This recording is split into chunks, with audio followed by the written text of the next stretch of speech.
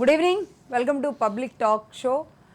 Screen మీద నెంబర్లు కనబడితే ఆ నెంబర్లకి మీరు కాల్ చేయండి. అనేక అంశాలు, ఈ వారంలో జరిగిన అనేక అంశాలు, బీజేపీ, టీడీపీ, జనసేన మూడు పార్టీలు కలిసి వెళ్ళబోతున్నాయా, ఢిల్లీ వేదికగా జరుగుతున్న ఏపీ పాలిటిక్స్ ఏం చెప్తున్నాయి, అలాగే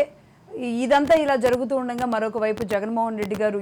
ఢిల్లీకి వెళ్ళి రావడం వెనుక ఉన్న మతలబేంటి, కాంగ్రెస్లోకి షర్మిల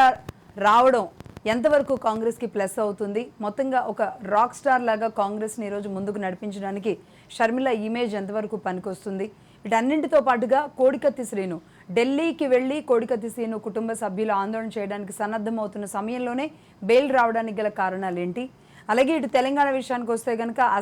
అసెంబ్లీ వేదికగా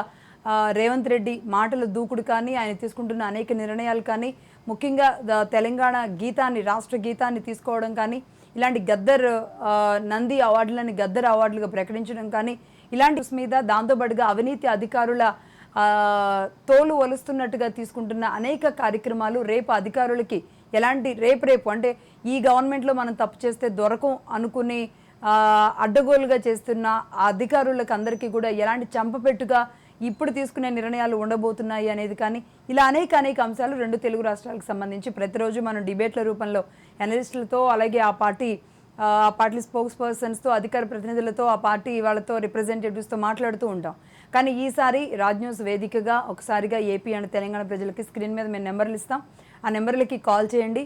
కాల్ ద్వారా మీ అభిప్రాయాన్ని, ఇప్పుడు నేను చెప్పిన ఈ అంశాలు, ఈ వారంలో జరిగిన ఇలాంటి అనేక అంశాల గురించి మీరు చెప్పాలి అనుకుంటే కనుక స్క్రీన్ మీద కనబడుతున్న నెంబర్లకు కాల్ చేసి మీరు నాతో మాట్లాడొచ్చు.